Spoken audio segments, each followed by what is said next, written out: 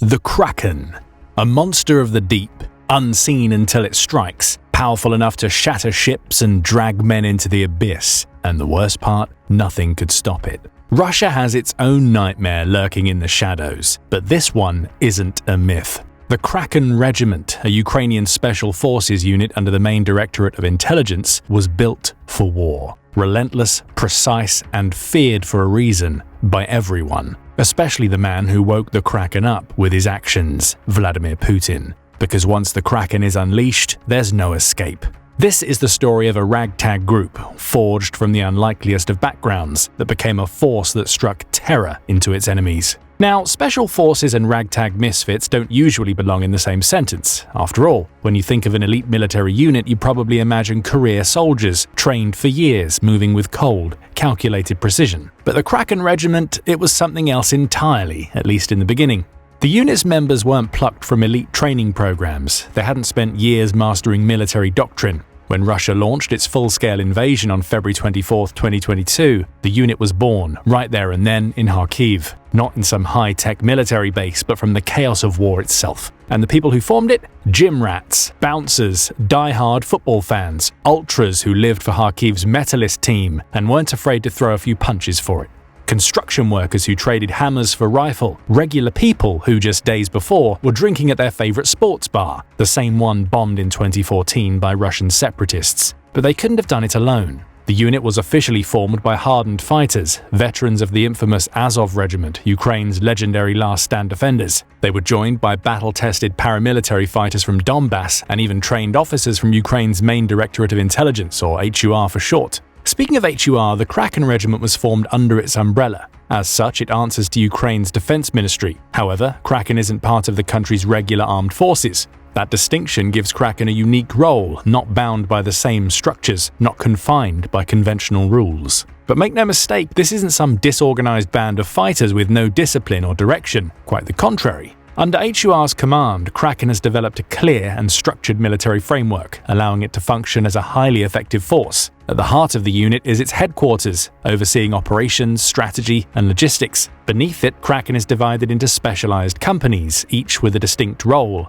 Its assault companies, 4 in total, form the backbone of Kraken's offensive power, carrying out frontline attacks. Supporting them is the Special Assault Company, an elite unit likely tasked with high-risk missions that require extra precision and firepower. But Kraken doesn't just rely on brute force. The regiment includes a drone company for intelligence gathering and precision strikes, a mortar company for indirect fire support, and an artillery group to deliver devastating long-range attacks. Add to that a tank company and an armored company, and it's clear that this unit isn't just fast and flexible, it's also got serious firepower. Behind the scenes, a medical service ensures wounded fighters make it back to the battlefield, while the J9 department handles civil-military cooperation, likely working with local populations in liberated areas. So Kraken may not be a traditional military unit, but its structure is anything but chaotic. Every fighter has a place, every company has a purpose, and they are all led by professional military leadership.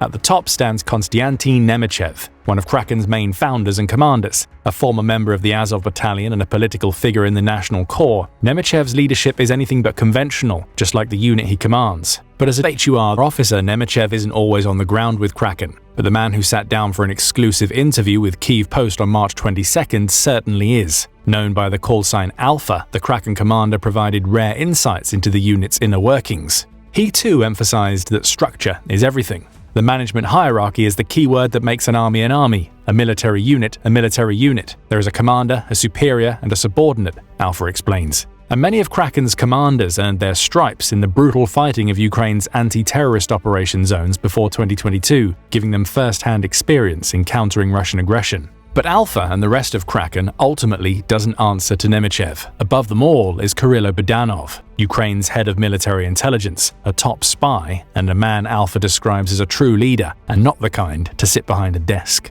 According to Alpha, Budanov is known to arrive during the execution of a task at a command post, or go out to a position where it's not very safe. His goal? To motivate the personnel. So Kraken's fighters know exactly who they serve. They serve under HUR's banner, guided by a commander who doesn't just give orders but stands with them, in the trenches, in the fire, leading from the front. That's why Alpha singles out Budanov as one of the motivational factors for serving in Kraken. However, this wasn't what initially drew people to Kraken.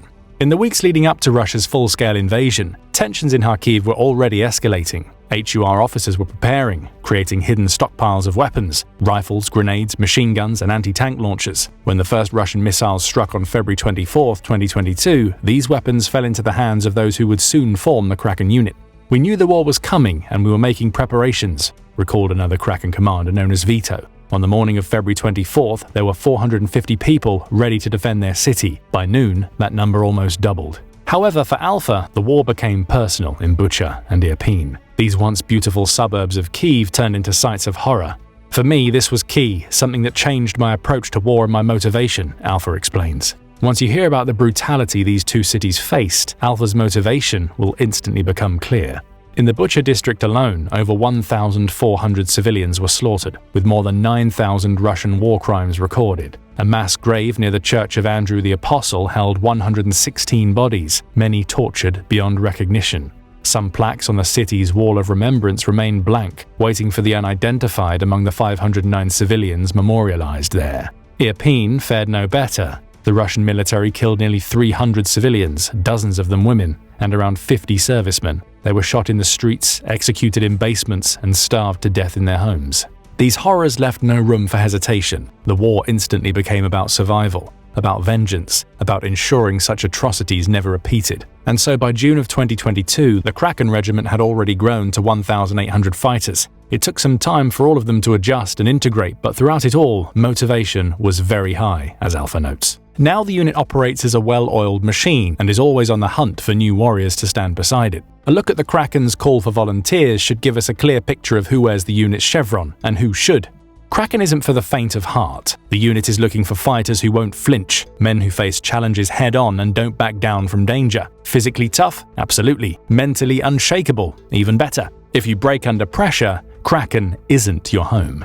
Alpha gives more context. If people want to be part of the history of independent Ukraine, they must make that decision now. In other words, this isn't just another military unit, it's a legacy in the making. And teamwork? Non-negotiable. Kraken fighters don't do it alone. They're brothers in arms, problem solvers, and quick thinkers who can adapt under fire. If you're the kind of guy who can lead and inspire, they want you in their ranks. A few rules: no foreigners. This fight belongs to Ukrainian citizens. Age limit? 18 to 45. And the volunteers will be committing for the long haul, either via a 3-year contract or mobilization.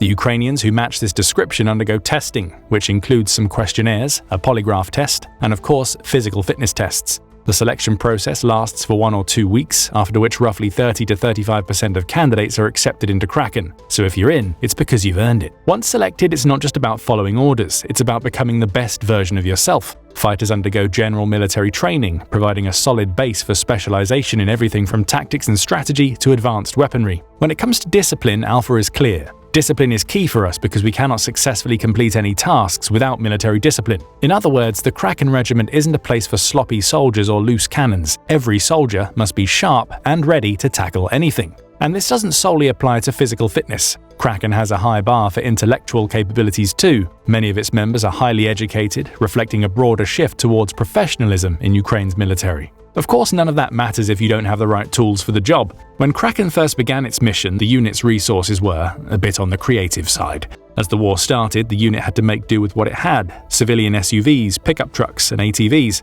As for the weapons, they had some heavy hitters like a Czech anti-tank weapon, but most of the unit didn't know how to use them. Today, Kraken's arsenal is a far cry from those humble beginnings. Now, the unit is equipped with state-of-the-art weaponry and tech, showcasing the evolution of its capabilities. Here's a glimpse of what Kraken's got at its disposal, according to militaryland.net, a database dedicated to Ukrainian military units. T-80BV Mod 2018, T-72EA, T-72B3M, and T-72B3, heavy-duty main battle tanks Kraken uses to dominate the battlefield. BMP-1TS and BMP-2 IFVs, infantry fighting vehicles that deliver mobility and firepower. BTR-82A APCs, armored personnel carriers designed for protection and troop transport. M113 APCs, reliable and versatile vehicles for tough terrains. And D-30 and M777 howitzers, beasts for long-range fire support, raining destruction on enemy positions. The unit has also been pictured with a variety of Western weapons, including Austrian Glock pistols, Belgian Scar rifles, American M4A1 assault rifles, Swiss B&T submachine guns and Croatian RBG-6 multiple grenade launchers. This level of firepower and technology means Kraken no longer relies on makeshift tactics. The unit now has the heavy-duty tools to match its brainpower and tactical prowess. What once began as a ragtag group armed with creativity is now a fully equipped, highly professional force, ready to take on any challenge. And let us tell you, the Kraken Regiment has taken on some serious challenges so far and emerged victorious. Let's dive into some of the unit's most notable battlefield successes, where raw courage and relentless strategy turned the tide in its favor. It all started with the defense of Kharkiv in 2022. On February 24th, the 1st Volunteers took their positions around the city, forming a defensive semicircle. Just days later, on February 27th, they were already fighting enemy saboteurs in the streets, teaching Russian special forces a lesson near School No. 134. The battle was a major turning point, sending a clear message to the invaders: Kharkiv was no easy target. On March 7th, Kraken repelled an assault of the infamous Kadyrovites, elite troops of the Akhmat Special Forces, and so the unit's defenses quickly became legendary. But Kraken didn't stop at holding the line, it took the fight to the enemy too. On March 27, 2022, Kraken liberated Vilkivka, cutting off critical supply routes. By April, the unit freed Ruskolozovo, a ghost town with only 200 residents left. Kraken kept pushing, securing Potomnik on May 10th and crushing Russian artillery threats to Kharkiv. But the unit's actions weren't just tactical, they were symbolic too. In April, Kraken dismantled a monument to Marshal Georgy Zhukov, a prominent Soviet military leader, making a statement against the Russian occupation. However, the Kharkiv counteroffensive in September of 2022 was when Kraken truly solidified its place in military history. The counteroffensive itself was nothing short of historic. As Alpha put it, everyone knows about the Kharkiv counteroffensive, Ukraine's glorious defense. According to him, Kraken played a key role in this operation, liberating approximately 2,500 square kilometers and more than 15 settlements. That's roughly 965 square miles of territory. So by the end of September, Kraken's reputation was firmly cemented. The unit reportedly captured more than 15 Russian officers, further proving that it wasn't just part of Ukraine's counteroffensive, it was spoiling Russia's plans every step of the way. Its relentless spirit and unmatched precision made it a force that Russia couldn't ignore, and trust us, it didn't. A full-on propaganda campaign against the unit was already well underway. Russia desperately tried to discredit Kraken, labeling its members as neo-Nazis and accusing them of far-right extremism. The Kremlin claimed Kraken fighters had executed 100 of their own soldiers in August 2022, while boasting about killing 350 of them with high-precision missiles in July. However, while the Kremlin did what it does best, lie, Kraken kept its focus sharp on the battlefield. Every false report, every smear only added fuel to the fire. The more Russia tried to tear it down, the more Kraken proved it couldn't be stopped. From Soledar to Bakhmut, Kraken's mighty tentacles reached everywhere. In December 2022, the unit entered Soledar, where it actively targeted enemy command posts and threw off Russian plans. By January 2023, even Ukrainian President Volodymyr Zelensky took notice, personally thanking Kraken for its crucial role in fighting near Soledar in a speech. Fast forward to October, and Zelensky dedicated an entire X-post to the unit alone, highlighting its outstanding results near Kharkiv, Soledar, Bakhmut, Kupiansk, and in the north. And this praise is well earned. When the situation in Bakhmut looked bleak, for example, military commanders turned to Kraken, knowing its reputation for getting the job done, and the unit didn't disappoint. Bakhmut remained under Ukrainian control 6 weeks later, despite the overwhelming pressure. 2024 didn't change a thing for Kraken, the unit only got better. From April to May 2024, Kraken was on the front lines in the defense of Chaziv Yar, a key point in Donetsk Oblast. Kraken stood firm in the eastern district of Novyi, blocking Russian advances and ensuring the enemy couldn't claim even an inch of ground. A video from May 7th captured the devastation, a town that used to have 12,000 residents now reduced to rubble. Yet Kraken proudly declared that not a single occupier was left in the city. President Zelensky, ever the supporter of the unit's heroic efforts, made sure to thank Kraken once again for its extraordinary contributions. As the days wore on, the unit moved on to more critical operations. By May 10th, it was deep in the forests near Lipsy, preventing Russian forces from pushing further into Kharkiv. Alpha described the mission as Kharkiv 2, a pivotal moment where Kraken decisively cut off Russian logistical routes and wiped out nearly an entire regiment, all while clearing nearly 1,000 acres of forest. By October, Kraken's actions had significantly weakened Russian positions near Lipsy, setting the stage for another Ukrainian victory. Russia's fear of Kraken continued to grow as its reputation for dismantling the country's defenses spread, and the Russians were right to be afraid, as none of them, not even senior commanders, were safe from Ukraine's not-so-mythical beast. In late December, Kraken proved this in Zaporizhia. Armed with intelligence and razor-sharp strategy, the unit set its sights on Sergei Melnikov, the chief of staff of Russia's notorious Storm Ossetia Battalion.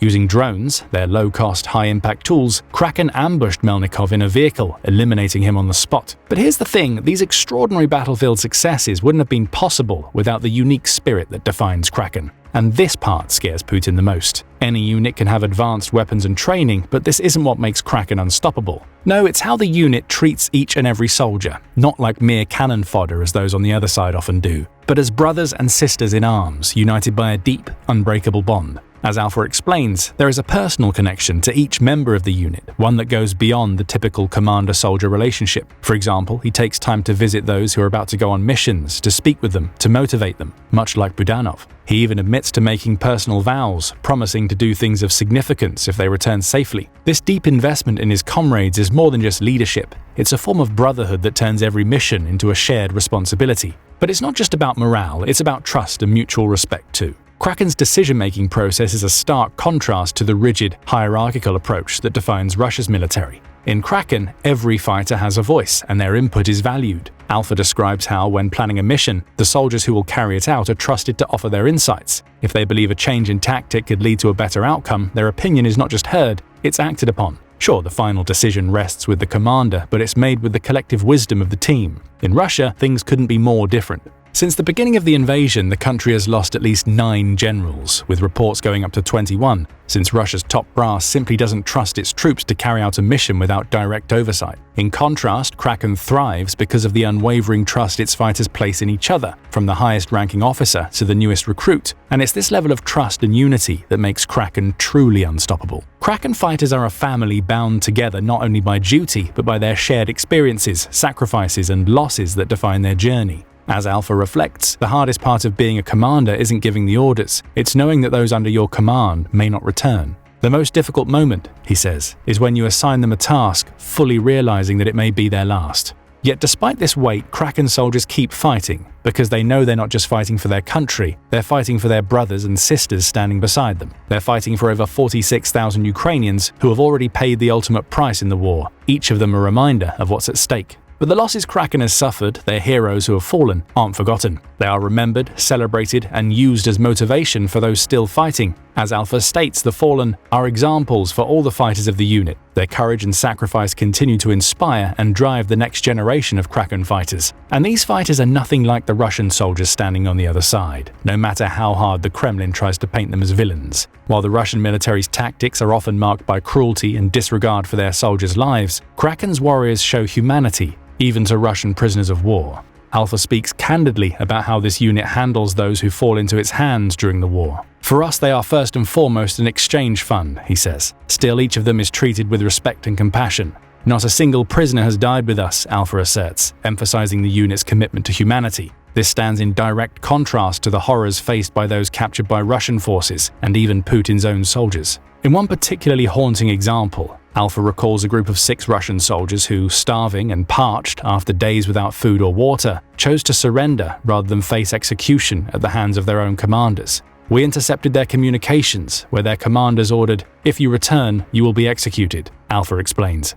Kraken soldiers, on the other hand, see those who come to them as human beings, not just soldiers. In fact, Kraken's humanity extends beyond the battlefield. The compassion of its members is evident in their support for the local population too. The unit regularly works with humanitarian organizations to deliver much-needed supplies to hospitals and those in need in Ukraine.